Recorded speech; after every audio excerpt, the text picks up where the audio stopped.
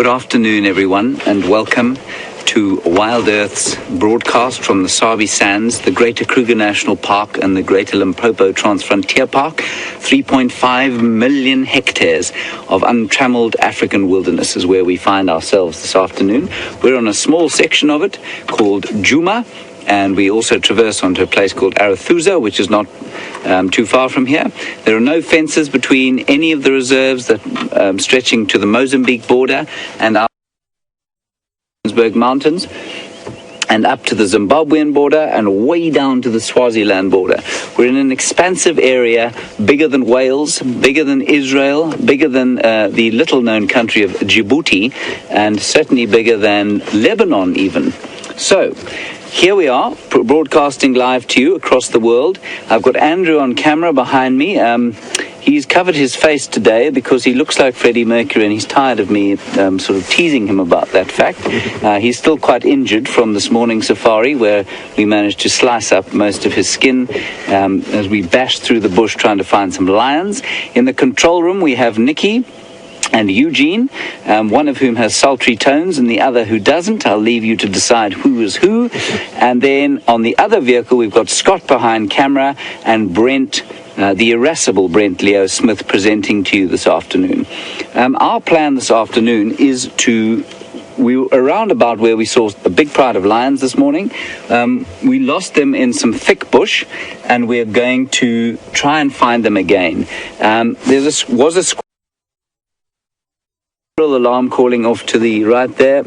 I thought maybe that's where they were, but the herd of a nyala that we started with has headed off in that direction, so unless they're about to become supper, it's highly unlikely the lions are there. So we're going to head around and sort of circle the block to the south of us here. Brent and Scott are probably going to come and join us in the area to try and help us find the lions. It's a big block with no roads in it. And the lions were moving around this morning, so they could have popped out at some stage. So we're going to drive quite slowly, check for tracks on the road, and see what we can find. It didn't look to me or anyone else like they'd eaten for a while, or certainly not a big meal. So let's see what we can find. All right. Please remember that if you have any questions or comments or anything else, please send your messages on the hashtag on Twitter to hashtag Safari Live, or questions at WildEarthTV. And that's all I have to say for now. We're now going to carry on and see if we can't find those lions. We might just have a quick look at these nyala for a while first, though, because I think, for me, they're Africa's most beautiful antelope, especially when they stick their hair up like that. That's an almost fully grown bull, and that hair sticking up like that is his way of showing dominance. You can see the young bull walking behind there, and he doesn't have nearly as thick I hesitate to call it a mane, but I suppose it is. It's a mane that runs along the back. And nyala you seldom see fight.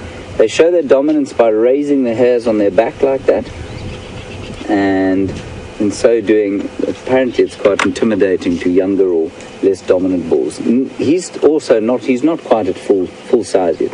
There's a beautiful little herd coming through behind him. It's actually really pretty.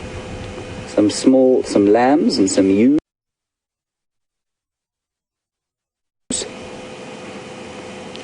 Nyala is the antelope size at which we stop referring to rams and ewes.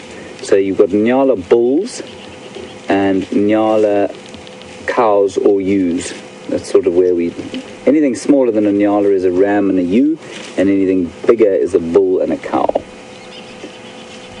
So those are nyala calves. Or lambs, you can call them either.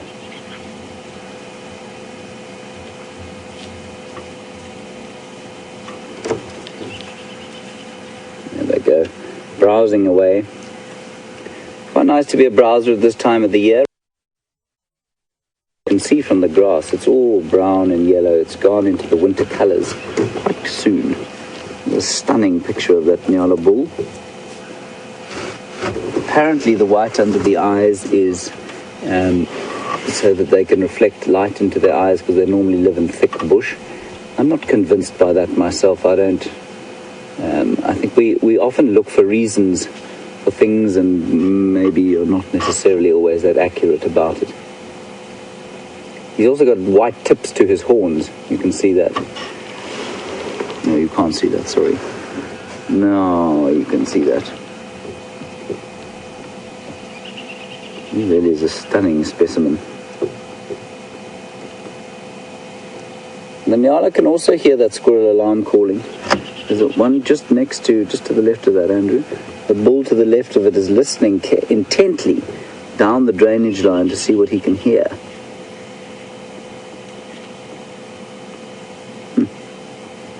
Right, I think we're going to leave these magnificent antelope and see if we can't pick up the tracks of the Nkuhuma pride from this morning, and in so doing enthrall you for the rest of the afternoon with the antics of Africa's great apex predator, Panthera leo.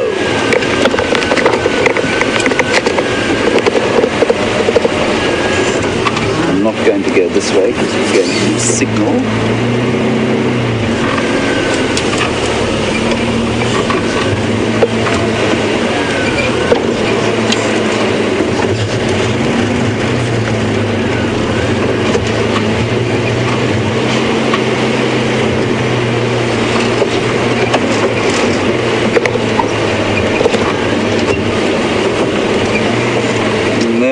We look off to the dam there, or the water hole. We can see, we can see a whole lot of, well, there's a hippo in there, but he's just gone under the water.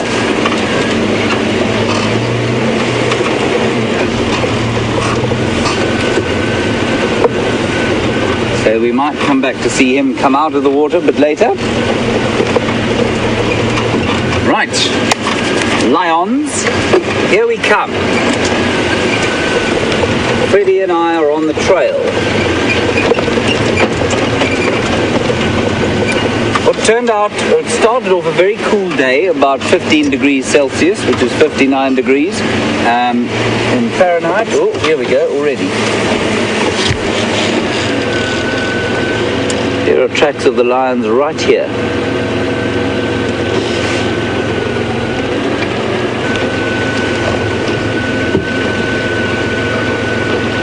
Quite interesting. I do hope they haven't trotted off north over the boundary. They're definitely on the road here. I'll try and get you a view if I can find a decent sized track. I'll show it to you through the camera lens, but not at the moment. There's nothing there that is obvious enough for the camera to pick up in this light. See anything that side, Andrew? I saw some there. Okay. Just going to drive down to the edge of the...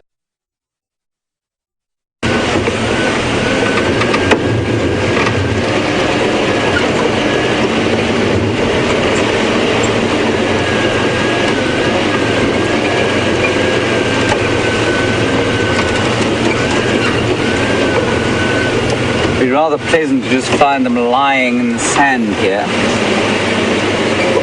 Seldom does it work out like that. Although it did for Andrew and I this morning. You got them.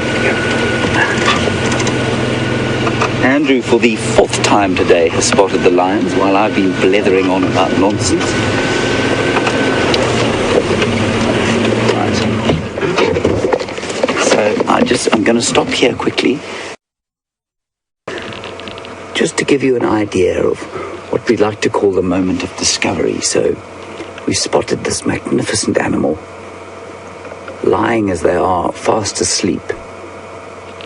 And it's a good idea to take a moment, just take it in, assess the situation and appreciate what we've just found. Thank goodness for Freddie Mercury.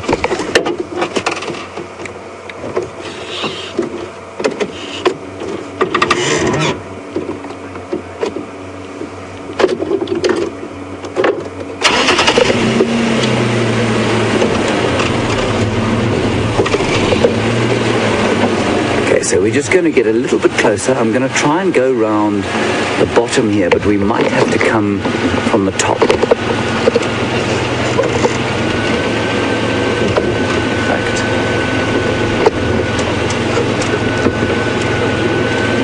There's a big log here. I'm not sure I'm going to get over it without breaking something.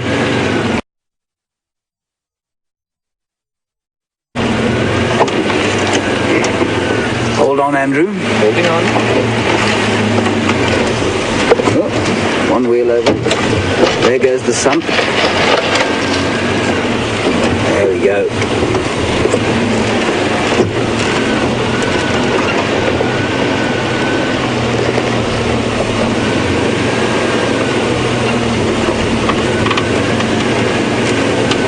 Right, we're going to stop here.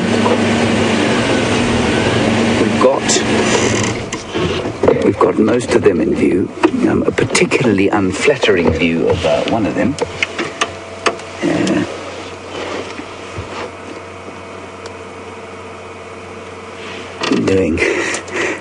Doing what cats do best, which is nothing. I don't think they managed to catch anything this morning.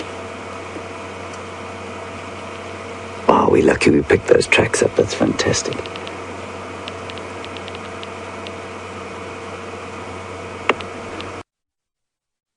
About the weather before I spotted the tracks. It was very cool this morning, and it remained cool until probably about 11 or 12 o'clock. And so they're quite far from where we left them. And they've obviously decided that the heat is built to the extent that they cannot possibly be bothered to move any further.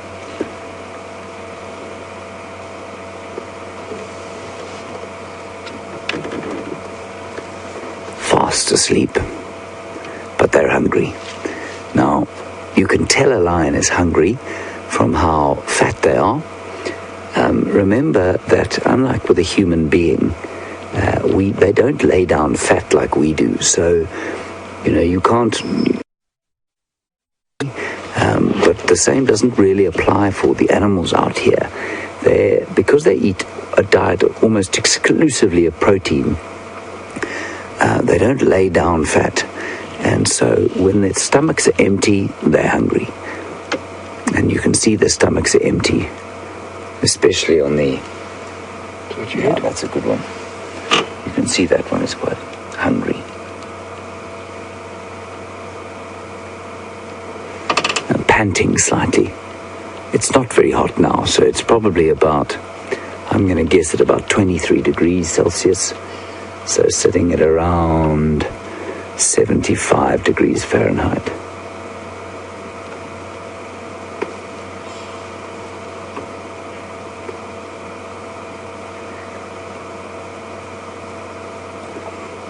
The other thing to describe to you here is the quite astonishingly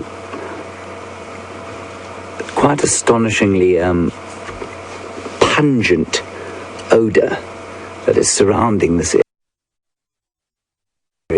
One of them has clearly needed to relieve himself or herself, and I wouldn't be surprised to find the paint off the Land Rover coming off in strips fairly soon.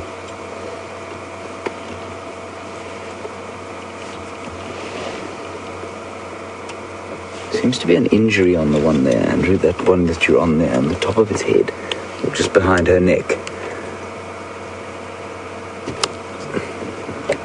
Either that or an old injury.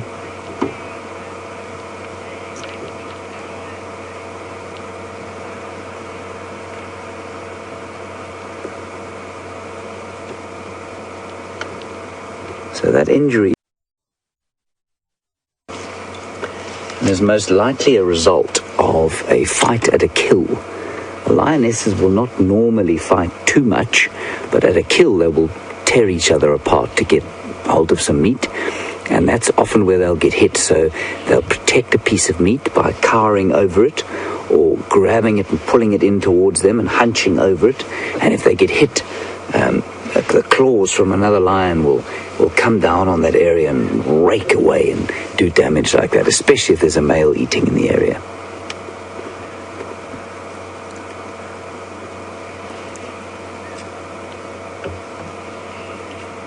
It's always astonishing to watch lions like this when they come together in a pride, and you'll see when they get moving a bit later, they'll reaffirm their social bonds by rubbing their heads together and licking each other and aloe grooming. But then you see them at a kill, and you see how incredibly vicious they can be with each other, and they will do genuine harm to each other when there is food in the offing, like human beings and money.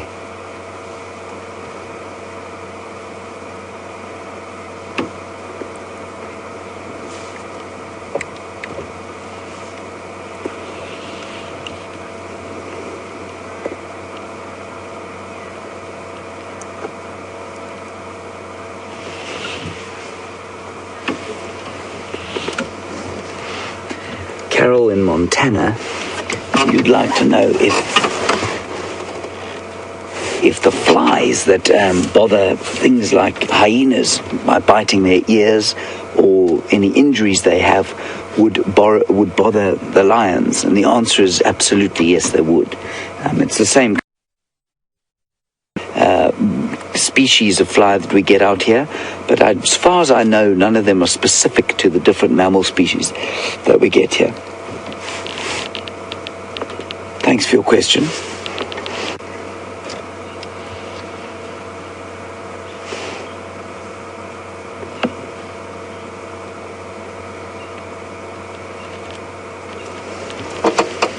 So I'm just going to go back to that injury there that, it's not doing her any harm. I'm sure it's healing quite nicely. It's like getting a graze on your knees. And a lion's, if you think of the strength in a male lion, I just want to give you some sort of perspective of the power that's in it. I've read an account of, well, not it actually happening, but a nice analogy of a male lion. If he were to hit a person or a human being across the face with a full-blooded shot, the power and strength is such that they would probably take a human's head clean off his shoulders with one blow. And the strength and power to be able to withstand a blow like that.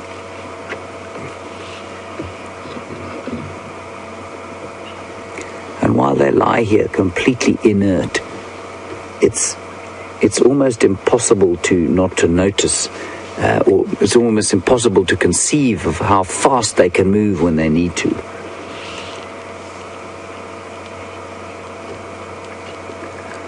All right, now, I don't think these lions are going anywhere anytime soon.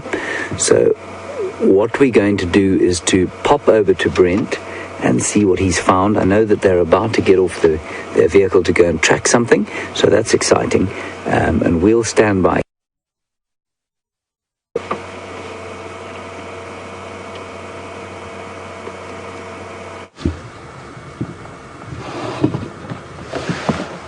Hi and welcome everyone. My name's Brent. I've got Scott on camera with me this afternoon, and welcome to the Sunset Safari here on Djuma Private Game Reserve in the Sabi Sands. For those of you wondering, I've always wondered, what does Djuma mean?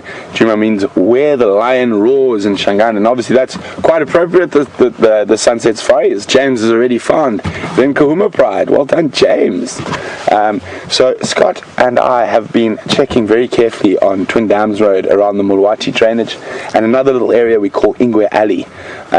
Ingwe is leopard in Shangaan, so we've had quite a lot of success with leopards there in the past. We've been tracking a big male leopard. We think it's probably Mvula, just because of where we are. So at about 11 o'clock this morning, we could actually hear monkeys alarm calling in this area down here. So we've been checking very carefully. The tracks went off the road, and it might have gone into this drainage line that's to the north of us. So we're just going to go little bits, and then we're going to stop and listen again, and then we might take a little walk into the block a little bit later to see if we can find him.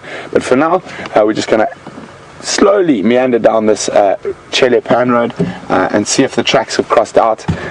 We're very confident that he's in this area, and we've checked all around and there's no tracks crossing out. So hopefully we can have a really good big cat afternoon.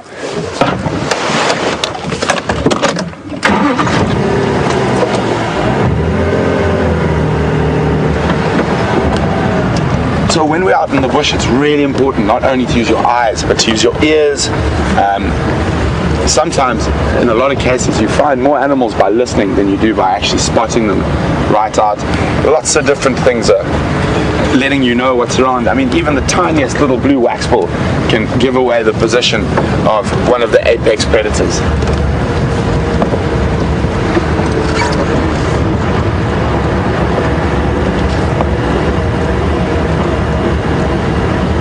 So for those who were on the sunset safari with me yesterday, we had a brief glimpse of Mvula towards the end of the safari, and he was down in that sort of southeast corner, and his general direction was into this area, but as we all know, one shouldn't be too confident predicting animal movements.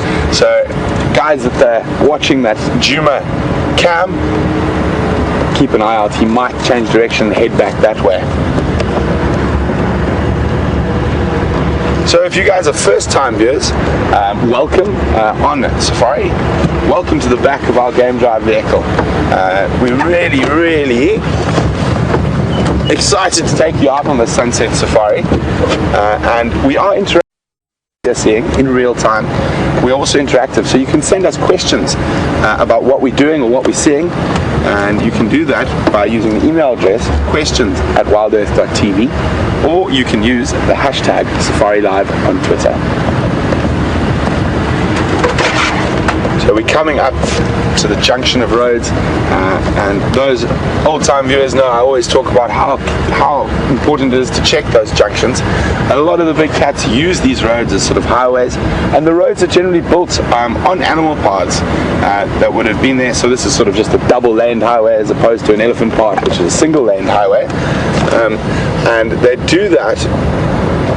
They use them extensively, so it's very important for us to check very carefully when we come to these junctions of roads. So we're going to check very carefully around here now. The last track we had was probably about 300 meters, and we're at the junction of Chelepan and Twin Dams, and the original tracks we had were heading south on Twin Dams, and they just cut slightly more west, I'm sorry, yes, no, slightly more south off the road. Just check very carefully.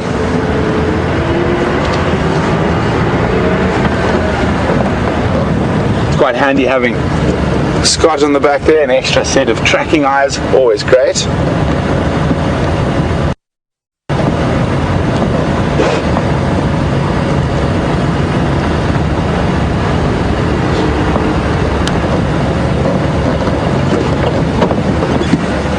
On there. So there's an elephant path coming out here. I'll show you. So it's also very important to check where these elephant paths come out of the blocks. An open area like we are now, so you can see we always check very carefully. It'd be a nice sort of easy way for that leopard to move through the block.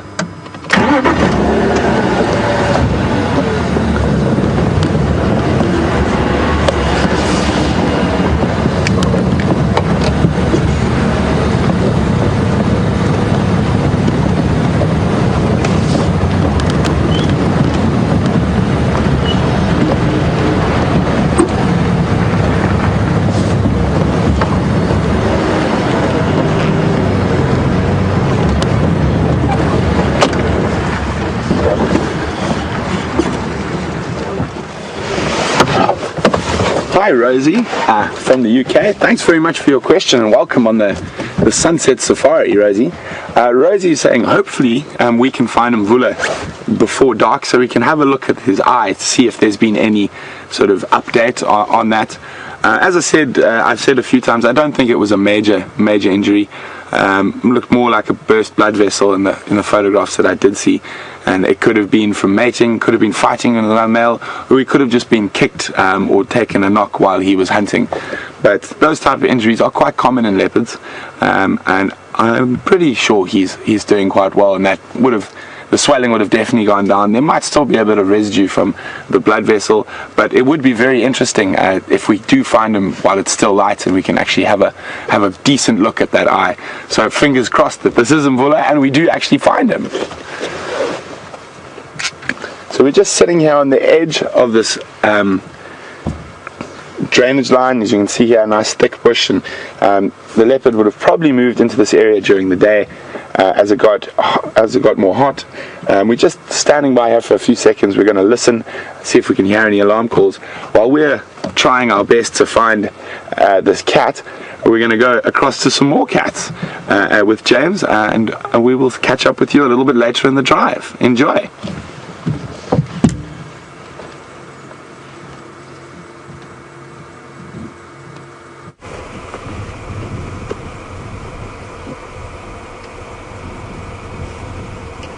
Welcome back to this carpet of lions. We've come around sort of 180 degrees from where they were, and as you can see, we've disturbed them terribly. They're running about in terror. Clearly they're not. It's amazing how fast they do habituate to our presence. Somebody came across somebody suggested a collective noun for sleeping lions the other day, and it was carpet of lions, and I think that's most appropriate for this. And the question we had about flies, well, I'm not sure if they're bothering the lions, but they certainly are attacking Andrew and I.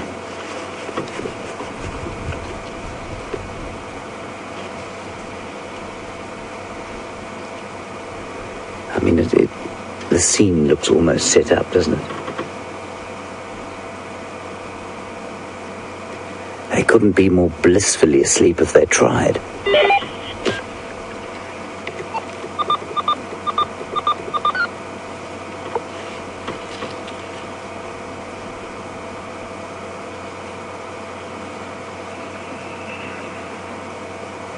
Just focus on the pink nose of, I think that's the lion that you loyal viewers have called Junior, and you can see his pink nose, which will more than likely turn black by the time he's 6.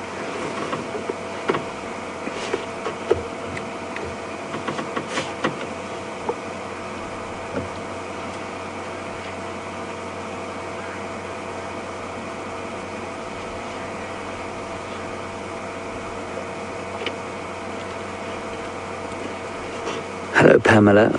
Welcome to this sighting of a carpet of lions. Thank you for your question. You'd like to know, is this the same species of lion that is found in East Africa? The answer is yes. There's actually only one species of lion as far as we know, and that's Panthera leo. The same here, the same in East Africa, the same up in I think it's the Gir forest in India. They're all the same. There was at one stage a sort of plethora of saber-toothed cats. Saber-toothed tiger is the most famous one that everybody learns about at school, but there were a large number of other saber-toothed cat species, some of which were more like lions than tigers. They're obviously all extinct now. So this is the only lion species. And the genus is also quite small, the genus Panthera. It contains the lion, the tiger, the jaguar, the leopard, and I think that's pretty much it.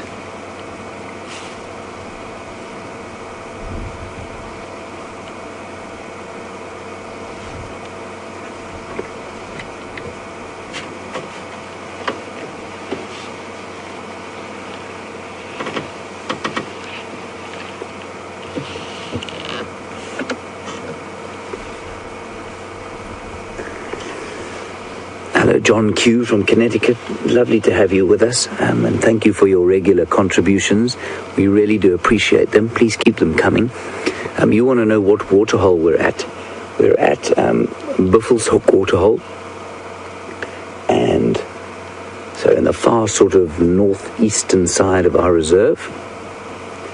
So we're quite close to the northern boundary and the eastern boundary, obviously.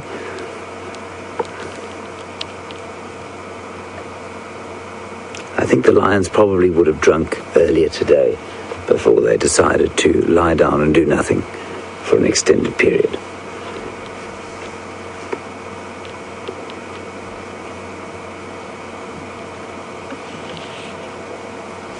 See, one of them is perked up there, Andrew. Can you see to the left there? She's perked up, seen something coming down to drink.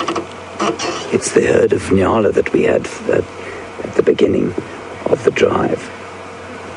I mean, there's no way she's going to try and hunt them at that distance, but she has perked up because she's pretty hungry.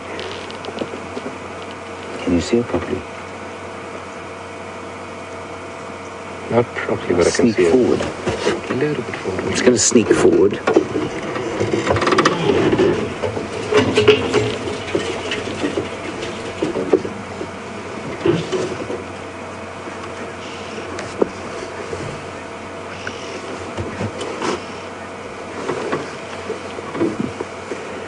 Ashley on Twitter, thank you for your question. It's a very good one, and it's a salient one. You've wanted to know if I still get as excited, and I'm sure this would go for the same for Brent or Scott or Andrew. When we see these animals, do we get as excited as perhaps somebody seeing them for the first time? So were you to come out here, Ashley, do we get as excited as you might if this was your first live sighting of lions lying only 10 meters from the vehicle?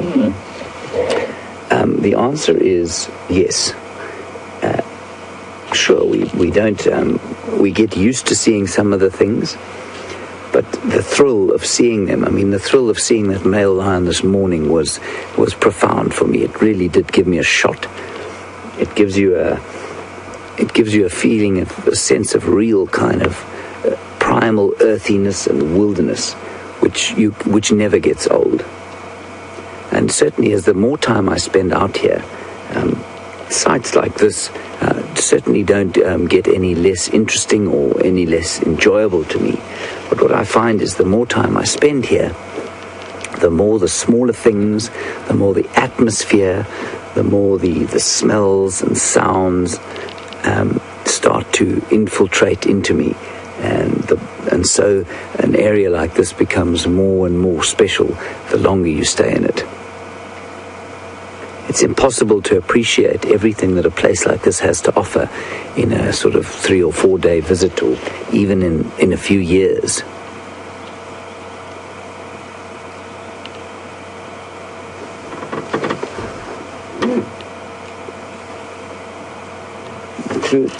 Two lions are now watching the Nyala.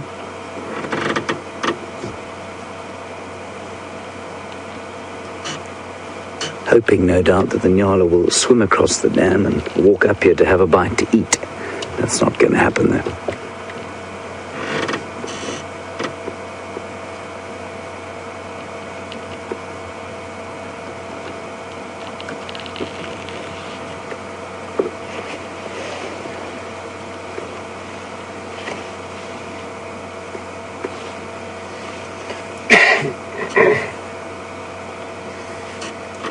Lisa on Twitter, thank you for your question. And welcome to this sighting of recumbent lions. You want to know what will happen when the father of this young lion, the young male here, finds him here. The answer is he's probably already found him a few times. We came across one of the Matimba males today, and there are 2 of them in that little coalition, and one of them is more than likely this young male's father. So the chances are that they were in contact, because the tracks came from a very similar area today. They seem to be tolerating him for now. I suspect, like I said this morning, to a similar sort of question, I think they tolerate him up to this age because he's alone, he's not with a coalition of brothers. Were he to be with a brother or 2, I suspect what would happen is that they would have been chased out by now. I'm pretty sure that he will be chased out eventually. He might not be. There are incidences of male lions actually staying and growing up in their natal prides, but it's going to be very difficult for him if he ever is thrown out, because to form a coalition as a sort of external to the pride is difficult. So you'll probably find that those two Matimba males came from the same pride as young cubs, and they were tossed out by their fathers. And likewise, there was a big coalition, I think it was of six males in the south of the Sabi Sands called the Majingilana, and they probably came from the same pride. But it's not impossible that he will join some other nomadic males. He'll become a nomad when he's tossed out of here. He'll have to learn to hunt on his own. You can see he's very standoffish when the lionesses hunt now, and he obviously won't be able to do that when he's thrown out.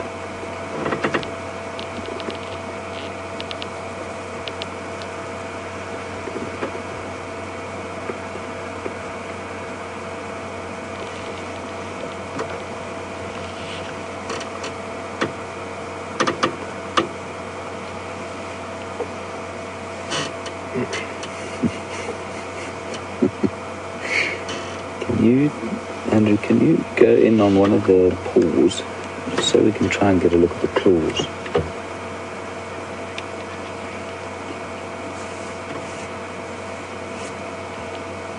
Do you want the top or the bottom? Ideally the top. That one there, that one there would be great.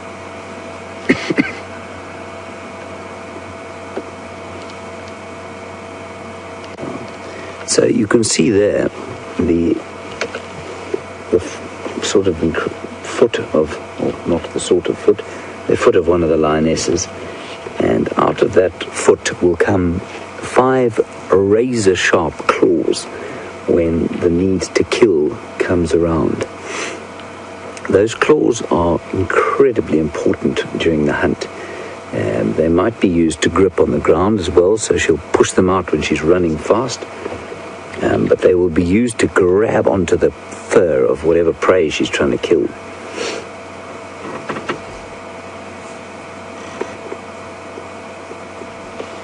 Oh, like that.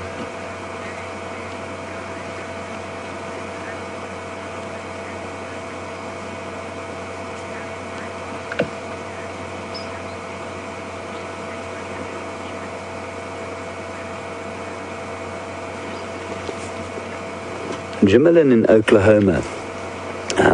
Thank you for your question. It's a good one, and it's opened up. We could discuss this for the next 3 days, I suspect. I don't think we'll be here that long. But the basic tenet of the question, everybody, is do we, because these are wild animals, and even though we're quite experienced guides here, do we not, as a safety precaution, carry a firearm or a rifle of some kind, just in case something was to go wrong? And there are a few aspects to this that are very important. And Jimmerlin, I think you used the word unpredictable because they're wild animals. And so let's deal with that first. First of all, animals in the wild are, in fact, a lot more predictable than we think they are. If we understand their behavior, they will, sure, the individuals will do odd things. They all have their own personalities, just like we do. But the only thing that would really rile these animals up to the extent that they would attack, say, Andrew or I on the back of this Land Rover, would be a sense of threat. And we obviously are not going to threaten them. Not threatening them here. We're very close to them. But if they felt uncomfortable, they could move away at any stage, and all animals will choose to move away rather than engage in a fight if they can, because injury out here, remember, there's no medical care for any animal out here, and so avoiding injury is a priority for any animal out here. So that's the answer to the unpredictability question. The other is, Jimmerlin, if I was to have a rifle in this vehicle, and were I to be guiding guests on foot, I would have to carry a rifle by law in South Africa, not so much in a vehicle. Because if one of those lions decided that they wanted to eat Freddie Mercury on the back here for dinner, well, first of all, I don't think he'd make a great snack. He's quite a bony fellow. And secondly, they are so fast that there is absolutely no way that I could unsheath a weapon or a rifle pull the bolt back, slide it back in and fire, take aim and fire before the lion had removed one of us from the vehicle. So no, we don't carry a rifle. We are just very cognizant of their behavior and when they're feeling threatened. So for example, a very good example happened this morning when we were watching 20 buffalo bulls, more than 20 buffalo bulls who had just been chased, or not chased, they'd seen a male lion, and so their ante was up. They were in a fight mode. They'd chased the lion off and they were ready to box. Their adrenaline was up, and they were like I suppose NFL football players, if you like, who've just come off the second half and they've just scored a touchdown, and they were pumped up. And they felt threatened by that lion, and the next source of threat was us. And so they turned and they started walking towards us, and so we backed off quietly. But it's the experience in reading that behavior that allows us to move through this area without a weapon. So I hope that answers your question.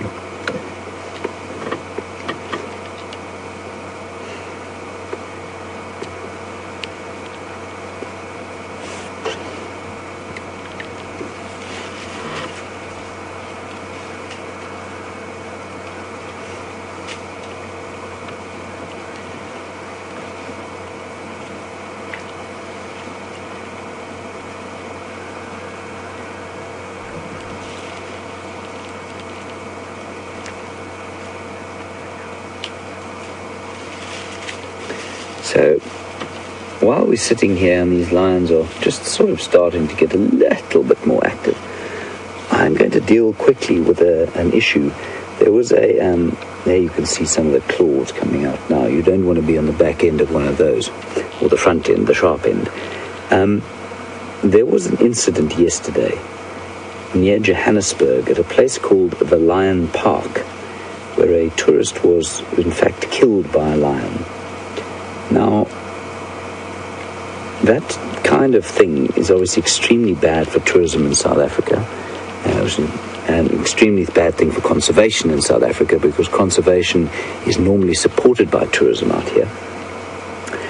That is a very abnormal situation. The Lion Park is a small reserve.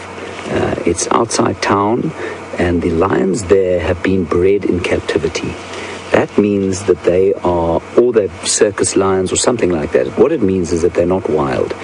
And that's not to say that they are domesticated, but what it means is that they're not wild. And so, because they've been handled by people, they do not have an innate fear of human beings.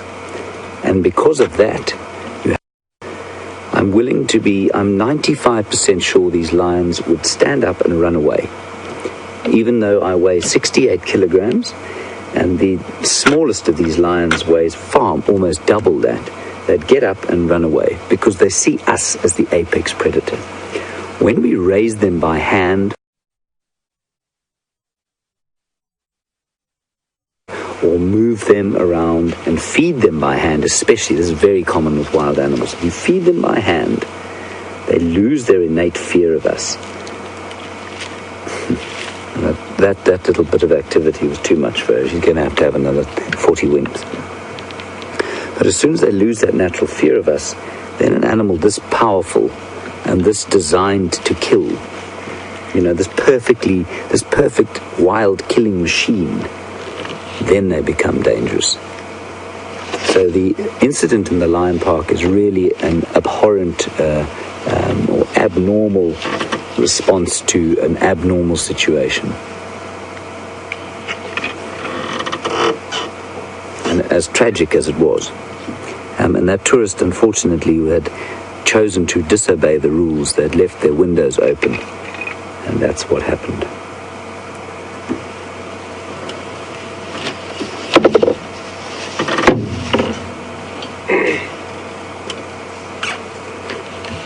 Beautiful colors there.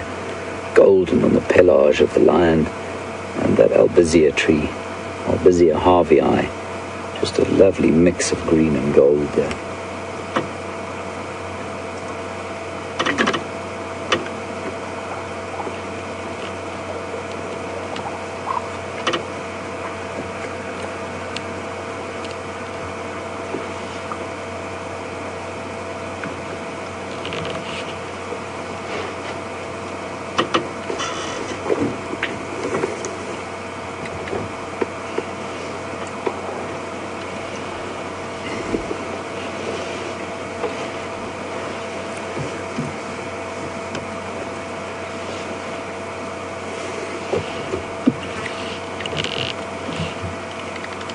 can see the hips on the young one. Sorry, I'm really messing you around there. And the young one in front of us, if you could just, that's a wonderful picture.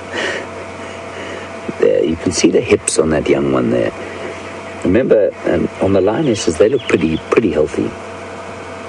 A youngster that age, and I'm going to guess at the age of just under a year, and anybody who knows better on Twitter can, or on email can tell me. I would say just under a year old, and they're now really having to fight at the kills. They've weaned completely, so they're not getting any milk. And if they kill something small, a youngster like that will really struggle to find something to eat. And that's why they're a bit skinnier than the lionesses.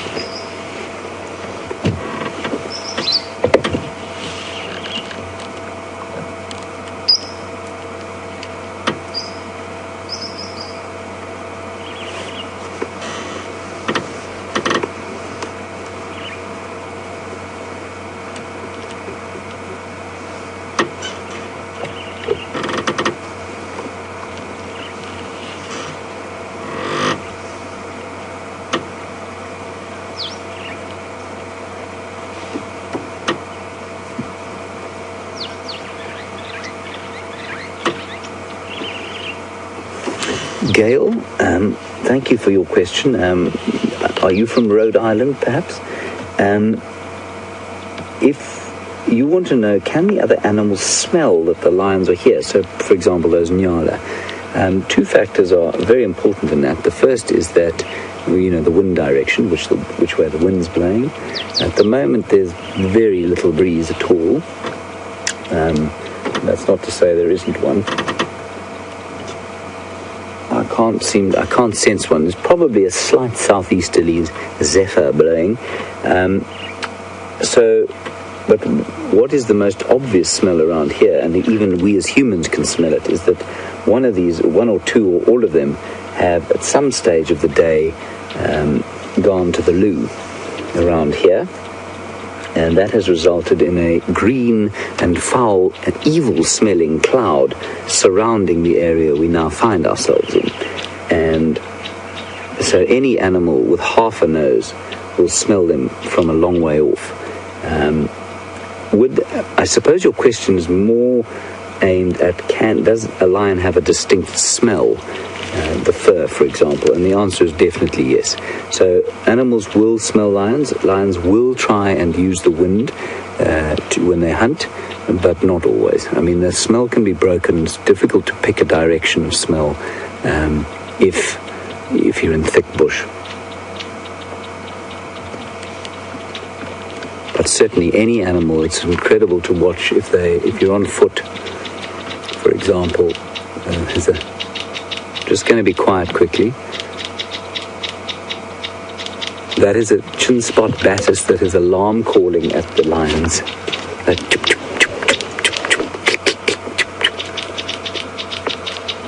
Very upset. You see them there, Andrew? Mm-hmm. There we go. Isn't that wonderful?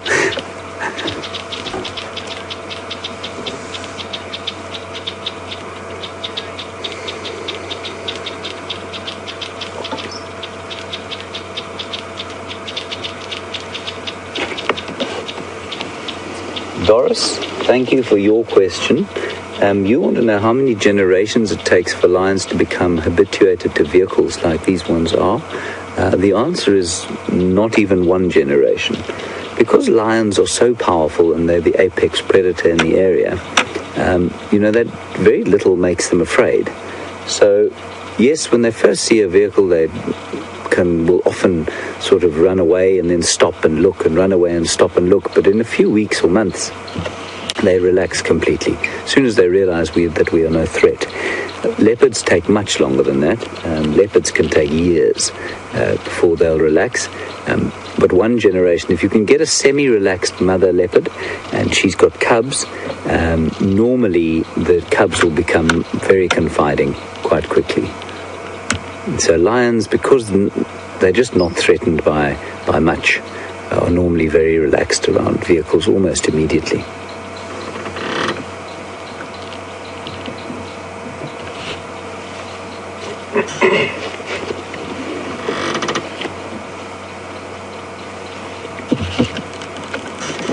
Right, so while these lions continue to slumber,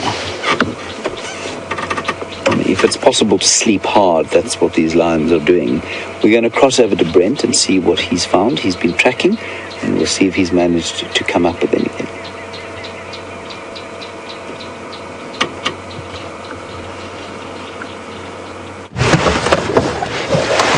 Welcome back, everyone. I hope you've been having a great time with James and the Nkuhumas. Scott and I have been checking this drainage line. We actually drove into the drainage line now and did some quite heavy bundu bashing, just to the spot where we know we can cross through the drainage line, just to make sure the tracks hadn't come through there. I found one track, or a set of tracks in the drainage line heading in a sort of southwesterly direction, or more west, and we've checked above here. We can't find any tracks here, so we're quite confident he's sort of in this area around here. So we're going to listen again. We're going to move a little bit further down the road, and then just now I'm probably going to have to do another little walk into there to try find this leopard. Hopefully he's being cooperative this afternoon, but other than that, welcome back, and hopefully we can find you some spots.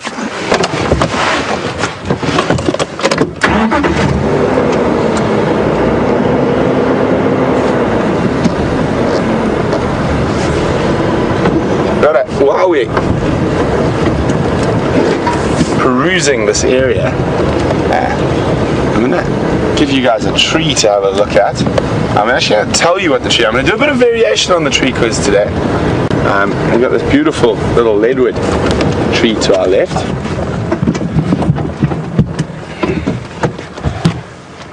Really, really fantastic shapes on these trees.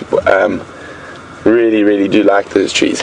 But instead of asking you what tree it is today, I'm going to go quite specific. I'm going to ask, if you burn the wood of a leadwood, there's something you can use the ash for. The ash has got a very high lime content, and the ash is really, really, very, very white. And traditionally, in the past, before the advent of all modern things, the ash was used for a very specific hygiene reason. And who can tell me what that hygiene reason was? So what was the ash of a leadwood used for in olden days for hygiene? What was the ash of a leadwood used for?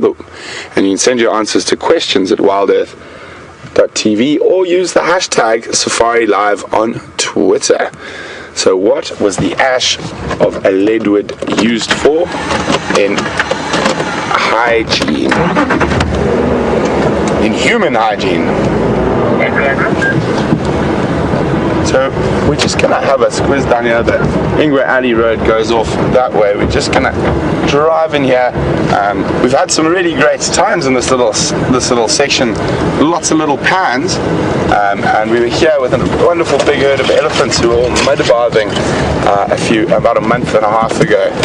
So a really nice spot. So we're just going to try and get the vehicle for now as close as we can to the edge of the drainage without too much crashing and bashing. And we're just going to stop the vehicle and listen for a few minutes while we're here. And it is amazing that even in a spot like this, what we see is a wall of bush ahead of us. The drainage line's just down ahead of us. We can hear some brown-headed parrots off in the distance. And on to the right here, we've got one of James's favourite trees that I know he's chatted to you about quite a bit, and it's a low-felt milkberry. Very, very pretty tree. Really quiet. It's almost nothing making noise. I can hear an oxpecker, and I can hear those parrots and the flies that are mauling my face.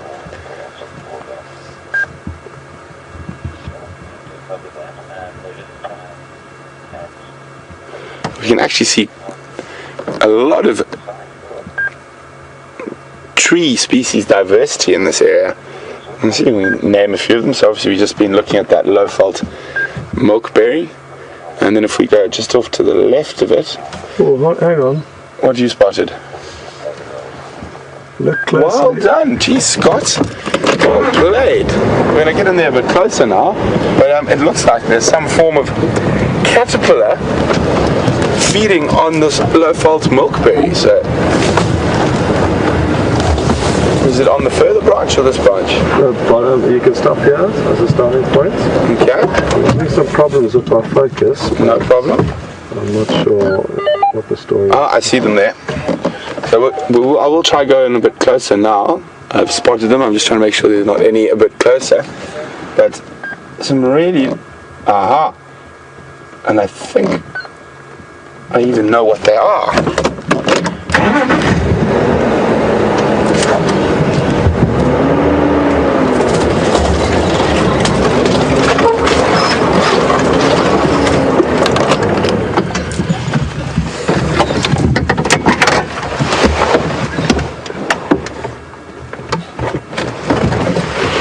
I'm trapped. It's getting stuck to the tree, stuck against the door. I'm trapped, okay. Oh no, I've escaped now. A little jackalberry that I didn't see kept the door cornered.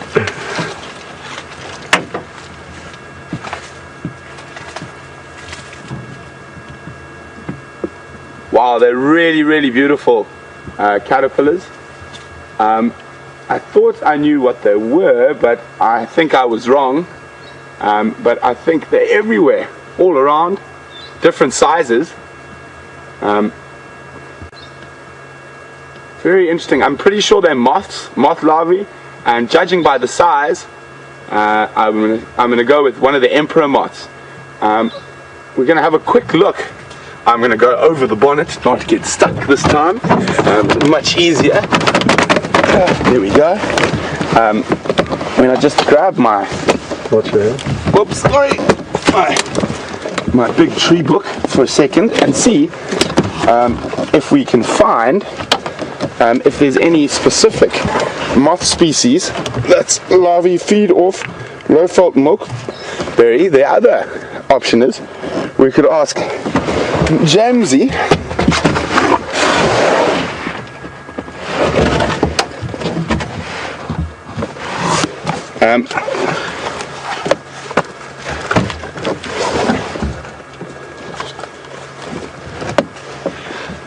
oh, I accidentally changed radio channels there, back on the right one.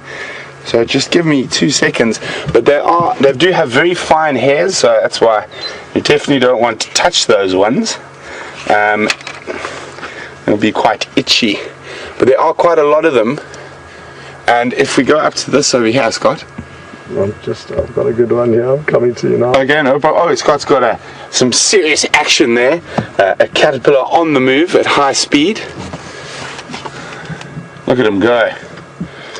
And when Scott's finished, when the caterpillar's decided to stop his moving, we'll have a look up here where they've been feeding. Cool. Okay, we're in the right area.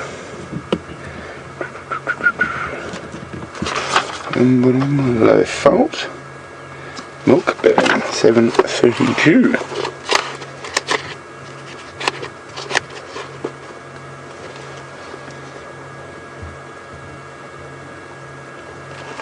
So the colours there are this wonderful sort of gold and black, very slow moving, and they've got those spines. They're more very fine hairs. There would be a defense mechanism against animals, and that really, really bright golden color might be aposematic coloring to warn off birds and predators that they might be noxious. But probably because they do have those very fine hairs on them, they probably can be eaten. And I'm still... There we go. So, and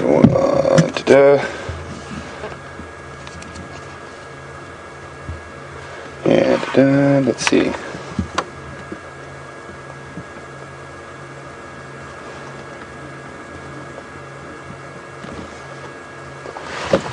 I'm just having a quick look here.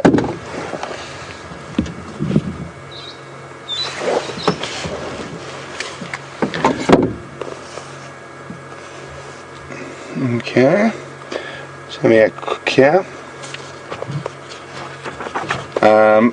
So there's no anything on the. Oh, it's a bit of a caterpillar battle, a war of a leaf. There's nothing specific on. Oh, there we go. Now there are different sizes, so some that have eaten more. I'm pretty sure they're the same species, but I'm not sure why they're having a battle. There are quite a few leaves around. I can't even see where this is going on.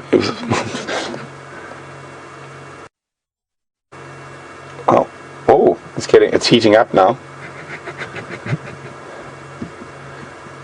Sort of like almost. Oh, there we go. There's a definite winner there. I think none of them want to particularly be pushed off the tree. It'd be quite a job to get back. I'm just looking carefully around, and it looks like they might have also fed off the spike thorn before moving up onto the milkberry. So I'm going to check sort of the milkberry family to see if there's any sort of known insect or moth particularly that feeds off them.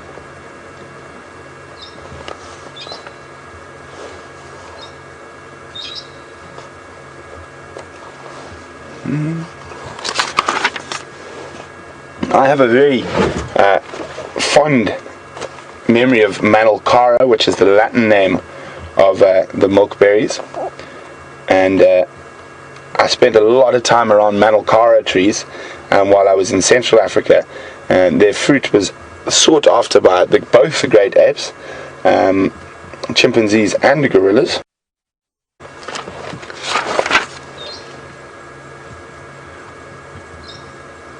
So, unfortunately, I cannot find any sort of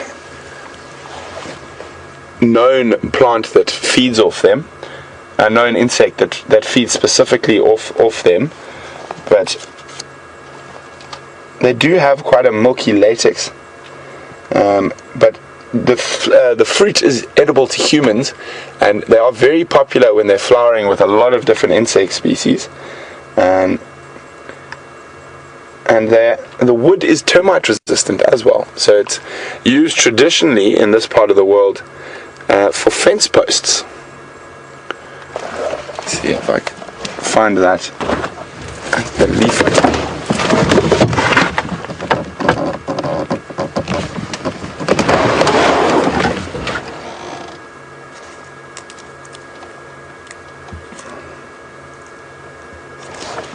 Yeah, well, this is one of those mysteries we're going to have to try work out later.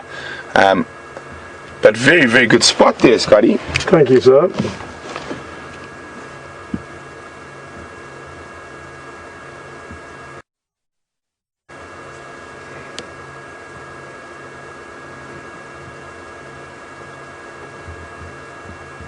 So well done to Mim, Jean, Pamela and Lucy, who got that usage of leadwood ash. And there was a lot of you who got it right. Those were the first guys in. Well done to you. It was used as toothpaste. So that high lime content and high calcium content helped to create strong teeth. Well, we're going to ponder what possible moth species could these caterpillars belong to. Pretty sure it'll be one of the big emperor moths, just judging on the size of the caterpillars. But in the meantime, I'm going to take another short walk into the drainage line, see if we can find that male leopard. We're going to cross across to James. Apparently the lions are starting to do a little bit of stretching, so hopefully they'll provide you with some great entertainment, and we will catch up with you a little later in the show.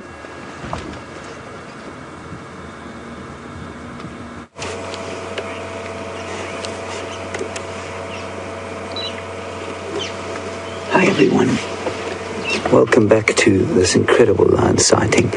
We had to drag you away from Brent and his... just because the light is so magnificent on their golden coats. They're just starting to wake up. This is the first sort of sign as they clean each other.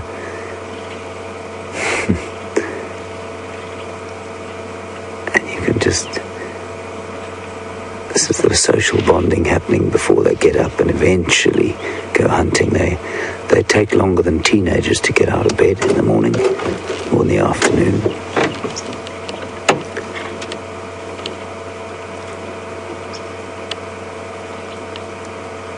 The male has just moved around the side. He got up and walked about half a meter and then decided he was far too exhausted and fell over. And then this old female has been aloe grooming now for the last little while.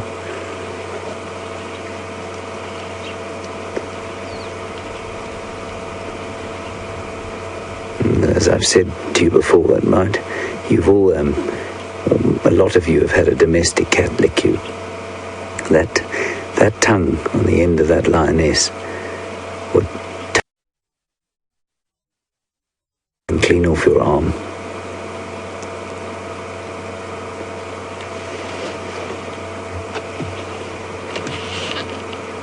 We were just having a really nice look at that old lioness. She's, you can see she's got she bears the scars of a life fairly well lived. I mean, to have got this far, she's lived well. Her ears are a bit torn. She's got scars down her body, but mostly I noticed, which was fascinating, and I hope she'll do it again for us.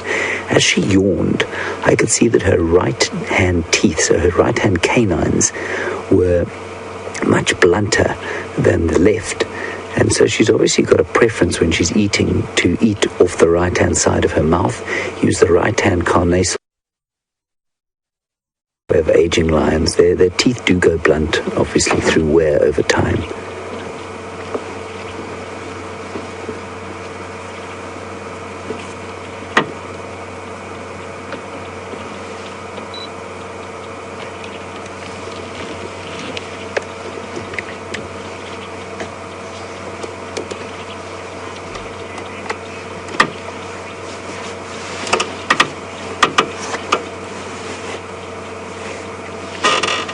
Chippy would like to know if there's any reason that sort of three of them are awake versus the others. Chippy, no, there's no real reason. Some have just decided to wake up and others are still flat out.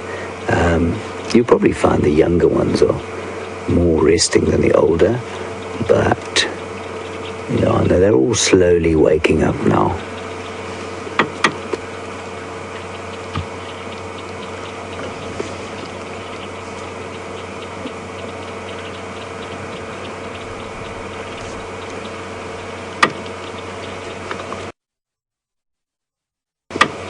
I hope that cloud unmasks the sun again, because the golden light on them was just very spectacular.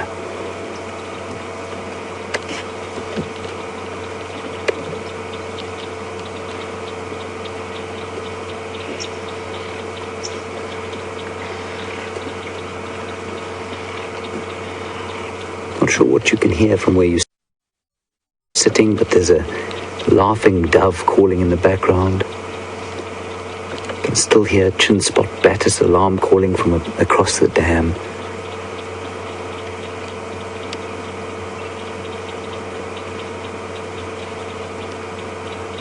And I can hear, just listen carefully.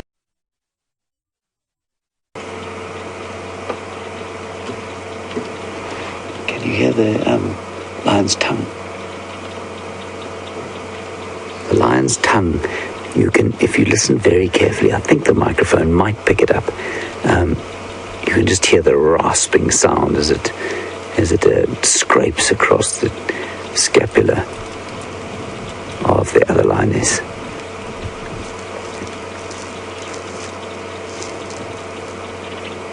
Bit of a breeze coming up, which if you're a lion is ideal for hunting in, because it masks your smell and it disorientates potential prey.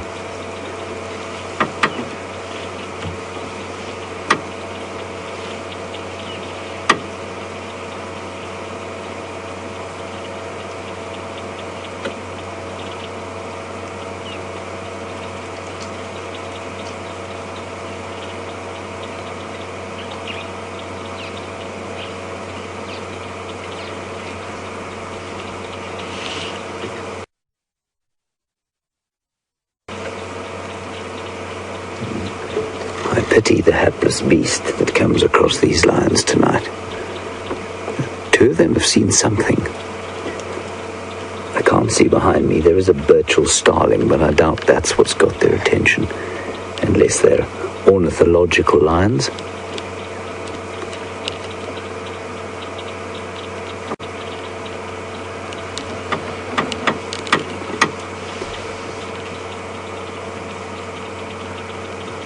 Something's interested them.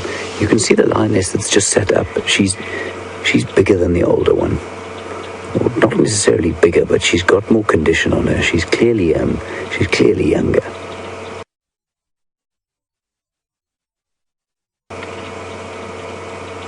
Look at the muscles on the back of her neck compared with the older one. It's quite possible that the older one is her mother.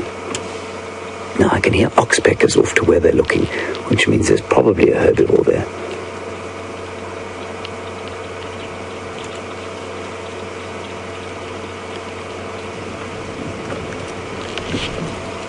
And now they're smelling. Look at them lifting their noses to the breeze.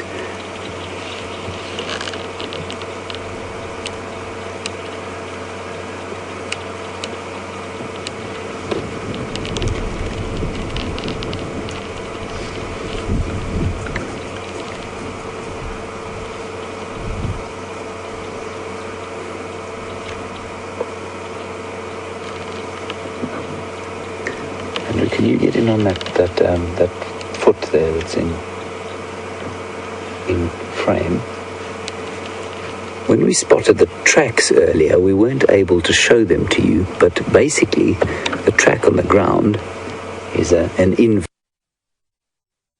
of that foot that you can see there. You can see the 3 lobes very clearly on the back pad, and then the 4 toes. The 5th toe constitutes the dew claw, and it's just at the back.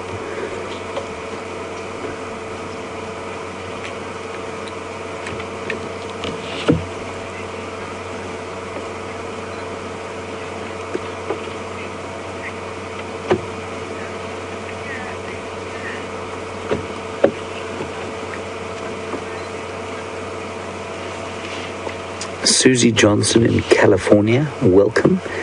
I can only imagine what it looks like out your window versus to what we're looking at here. It's great to have you with us. Can the lion's licking remove the ticks? And you said that you don't think it can. I think it would definitely remove ticks. The ticks that would bite animals like this, that would really get into them, would go for the softer sort of underbelly areas. But I would say I haven't seen any ticks that have remained behind on the areas that have been licked.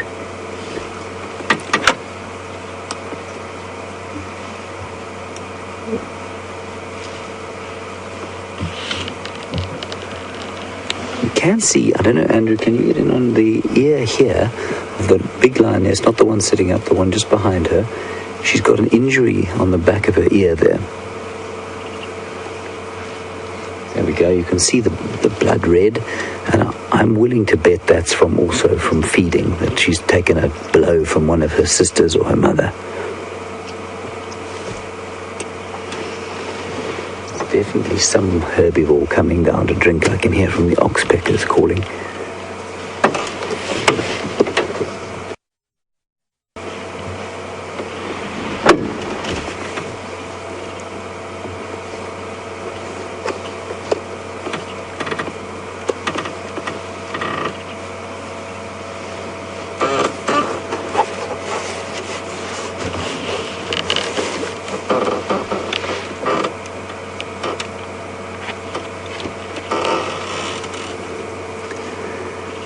Oh dear, too tired, exhausted.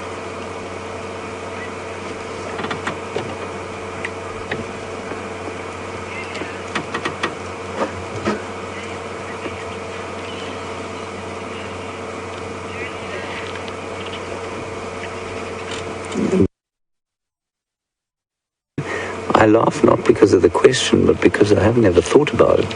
You want to know if I've ever found a fur ball in the bush? No, I haven't. And certainly not from a lion, as far as I'm aware. I think quite unlike domestic cats, the digestive systems of lions, they're kind of designed to digest hair, even if it is their own. They'll eat quite a lot of hair by mistake often, or from the animals that they catch, but I've never found a furball. That's not to say that they don't produce them. I've just never seen it. It was a fascinating question.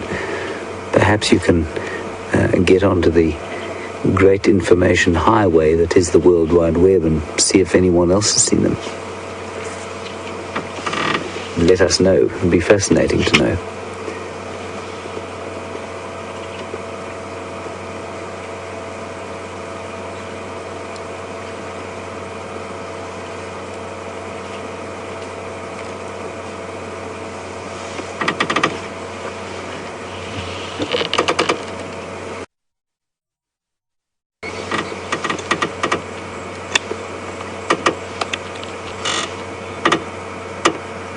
Here comes the sun.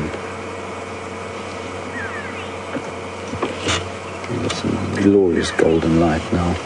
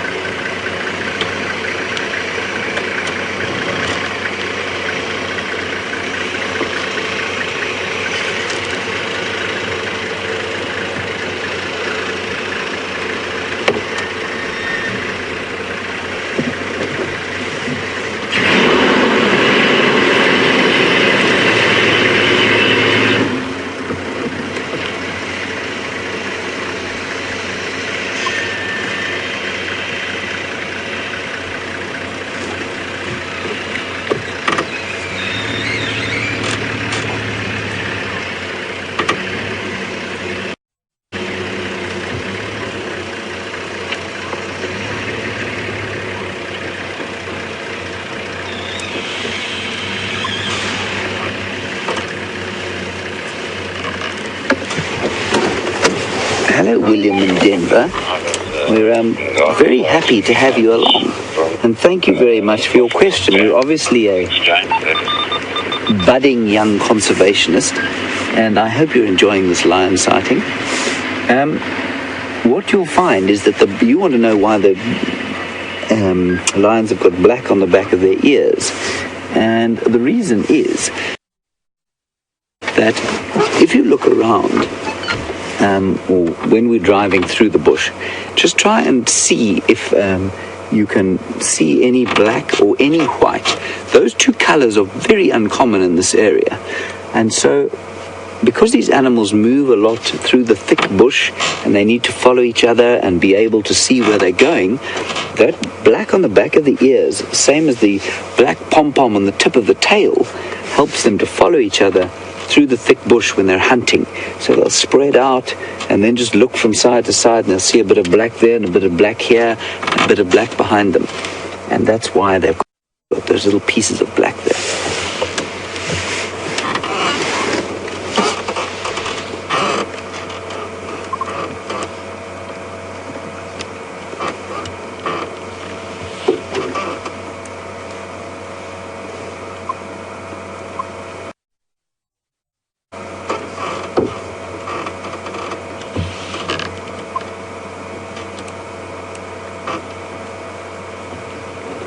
Light seems to have deserted us again.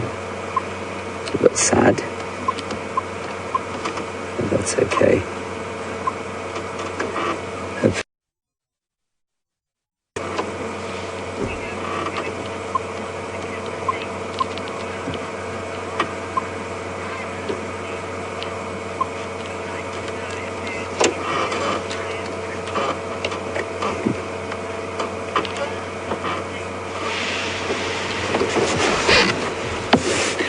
Tyler is from the Dayton Children's Hospital in Ohio. Thank you for your question, Tyler. I'm so glad you guys are still watching us. It's lovely to have you along, and thank you for asking the question. You'd like to know if there's anything that a lion will not eat. The answer is yes, there are some things that a lion will not eat. They won't eat vegetables if they can avoid it. They won't eat fruit if they can avoid it. But in terms of meat, they will eat just about anything. So they'll eat fish, they'll eat reptiles, they'll eat fresh meat, and they will eat the foulest, stinkiest, most disgusting, rotting meat that you wouldn't even be able to go near for the terrible smell that it gives off. And the reason they're able to do that is that they've got very powerful digestive enzymes in the stomach. And that allows them to digest just about anything, even if it's the most disgusting, maggot-riddled, foul meat. So basically, anything that's made of meat, they'll eat it.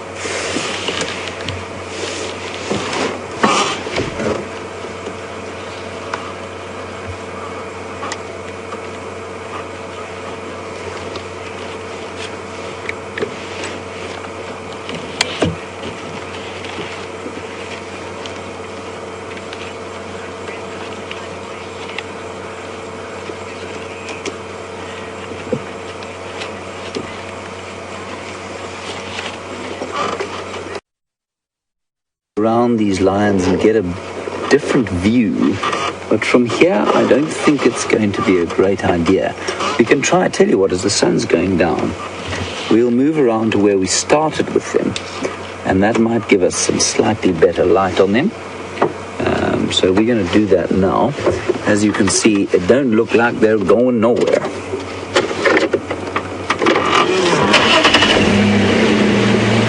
Trick, of course, as always, is to not lose Andrew off the back.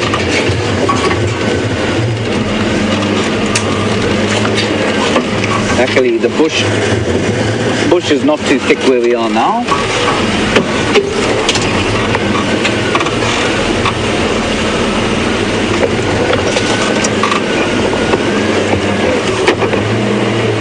Okay. So, here we go. Andrew nearly landed on my lap there. We might not be going anywhere.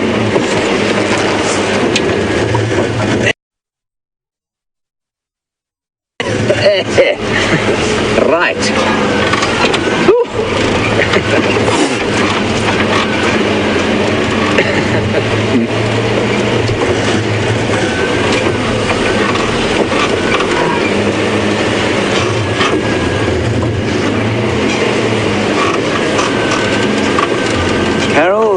On Twitter, thank you for your question. I think I'm thanking you for it, but I think you may have asked me something I cannot answer. So I'm going to give it a go, and then put it out to the Twitterverse or Twitter sphere to contradict me. You've asked, and it's a very valid question, and one I've wondered about before. Why, if lions are active at night,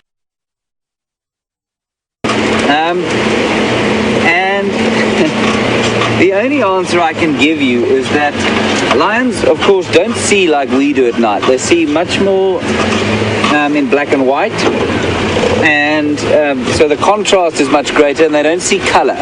So I can only assume that the blackness probably helps them to avoid detection by other animals, and that they are able to see that color better at night than, say, their prey species. That's the only answer I can give you at the moment, I'm afraid. Very good question.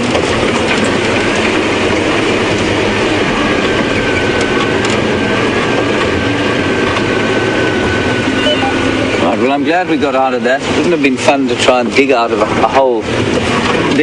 out of that hole with all the lions around.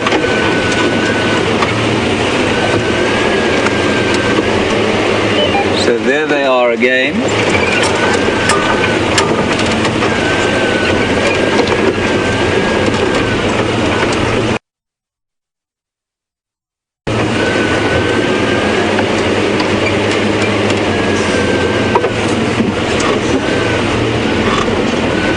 From young William in Denver, Colorado. William, I have a nephew called William, so you have a very good name. You said thanks for, or you're amazed that we can answer the question from all the way across the world. Well, let me tell you, I'm even more amazed than you are. And I shudder to think what technology will be able to do by the time you're my age. So a slightly different angle on the same bunch of... I mean, if you'd think if they were that hungry, they'd get off their backsides and go and do something useful.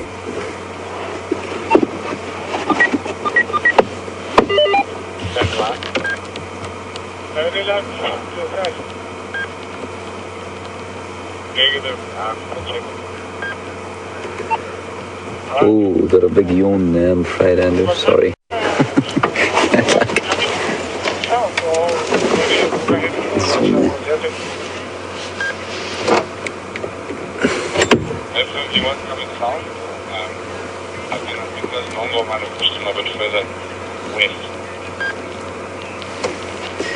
Okay, we're going to, while these recumbent animals do nothing, we're going to cross it to Brent.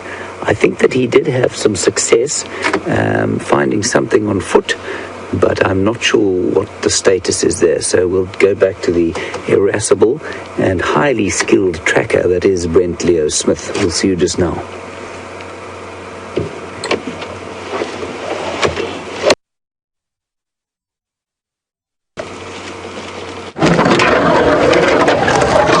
Welcome back, guys.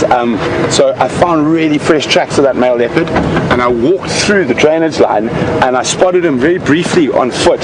So I moved back and we've got the car and we're now just trying to find him. I heard some kudu alarming, so they might have moved him a little bit further from where I saw him last, but we are in the right area at the moment. So we're hoping he's going to be lying under the next bush.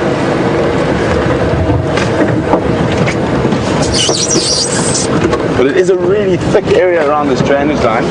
What I'm going to do now is I'm just going to head up here and I'm going to stop for a second. We did hear some small birds alarm calling.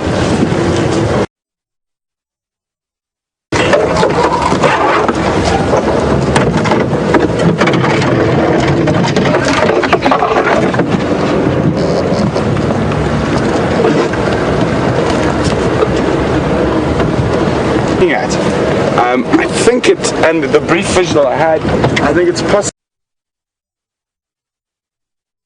to try and get around to into there. Yeah. I don't know if you guys can hear that, it's just off to sort of our southwest. It's a whole bunch of small birds that are quite upset about something. So we're going to go have a look if we can get down there.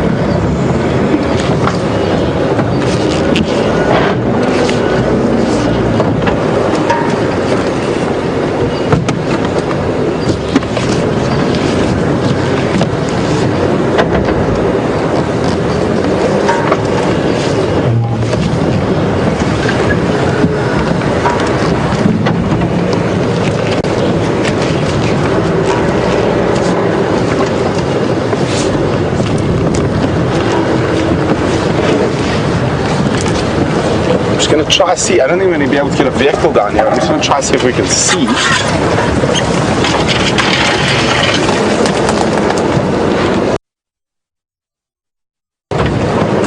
What all those birds are alarming at.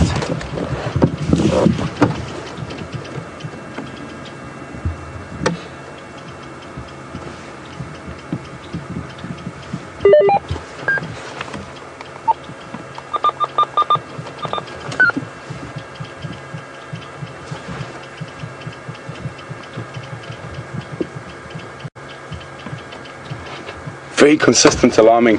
I'm going to try to see if we can find a way to get down there.